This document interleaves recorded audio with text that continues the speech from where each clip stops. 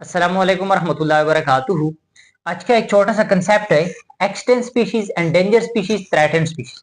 सीटी और पीएचडी के लिए बहुत ही इंपॉर्टेंट कंसेप्ट है। तो इन तीन टर्मिनोलॉजी को एक्सप्लेन करने से पहले इनमें एक वर्ड है स्पीशीज। तीनों में एक वर्ड है स्पीशीज।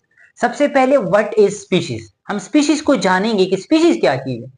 स्पीशीज का जो डिफिनीशन है वो ये है, a group of similar organism that can interbreed freely and produce fertile offspring. A group of organism, similar organism that can interbreed freely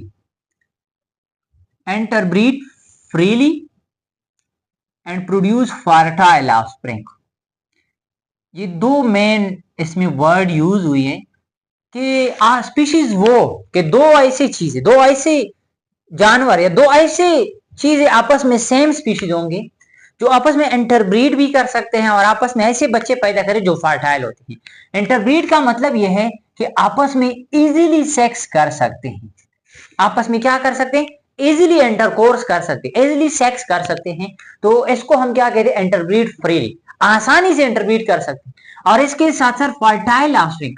fertile offspring का मतलब है जिस तरह हम फर्टाइल लैंड को कहते हैं, फर्टाइल लैंड इस लैंड को कहते हैं कि जिससे फसल वगैरह उगाते हैं ना हम, उसको हम फर्टाइल लैंड कहते हैं। इस तरह फर्टाइल ऑफस्प्रिंग कि ऐसा ऑफस्प्रिंग कि अगर उसके लिए वो उसका पार्टनर मिल गए तो वो भी आगे बच्चे पैदा कर सकते हैं। फर्टाइल ऑफस्प्रिंग मीन कि फॉर एग्जांपल ऐसे बच्चे पैदा होंगे कि अगर उसकी हम मजीद उसके साथ उसकी पार्टनर को ऐड कर ले, उसकी मैरिज कर ले, उसकी शादी कर ले, तो वो क्या कर ले, आगे बच्चे पैदा कर सकते हैं। तो इसको हम क्या कहते हैं, fertile offspring. For example human है, ह्यूमन मेल और ह्यूमन फीमेल। अगर आप दोनों को देखें ये सेम स्पीशीज है। क्यों?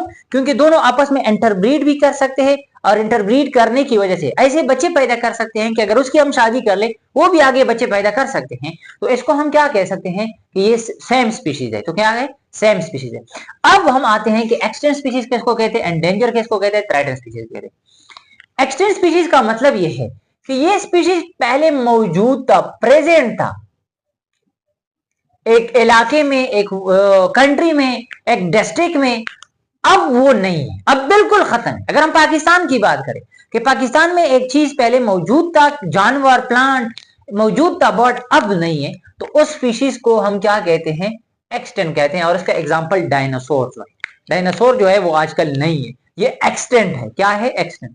एंडेंजर का क्या मतलब है, एंडेंजर का मतलब ये है कि अभी भी मौजूद है, प्रेजेंट हालत में भी मौजूद है, लेकिन पहले ज्यादा थी तादाद, अब उसकी तादाद कम है।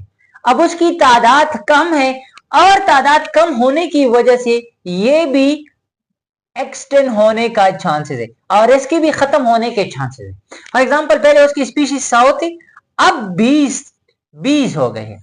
अब 20 मजीद आगे नहीं बढ़ते। क्यों? क्योंकि उसकी जो काजेज होती है उसका, फॉर एग्जांपल अगर उसकी प्रेडेटर की वजह से उसकी तादाद मजीद कम होती जा रहे हैं, फूड की वजह से उसकी तादाद मजीद कम हो जाए, शेल्टर की वजह से, मतलब उसकी तादाद इंक्रीज नहीं होता बल्कि आराम आराम से डिक्रीज होता है। अब 20 की बजाय फिर 10 होकर के फिर 5 आखिरकार में खत्म हो जाएंगे। तो मतलब ये है कि अभी मौजूद है लेकिन टाइम के साथ साथ खत्म होने वाले हैं। तो उसको हम क्या कहते हैं, उसको हम एंडेंजर कहते हैं। और थ्रेटेंड, थ्रेटेंड का वर्ड थ्रेटेंड है, धमकी से निकला है कि अभी तो मौजूद है, सफिशिएंट मिकदार में अभी भी मौजूद है, लेकिन उसकी प्रेडेशन की वजह से या उसकी फूड की वजह से ये आने वाले कमिंग फ्यूचर में ये एंडेंजर की कैटेगरी में चला जाएगा। एक्सटेंड नहीं होगा, बिल्कुल खत्म नहीं होगा। पहले ये इस कैटेगरी में चला जाएगा, इसके बाद फिर वो एक्सटेंड की कैटेगरी में चला जाएगा। इट मीन कि ये थ्रेटन अभी भी मौजूद है, तादाद उसका काफी हद तक ज्यादा है, लेकिन आने वाले फ्यूचर में उसकी तादाद एंडेंजर की कैटेगरी में चले जाएगा। तो इसको हम क्या कहते हैं, थ्रेटन स्पीशीज कहते हैं।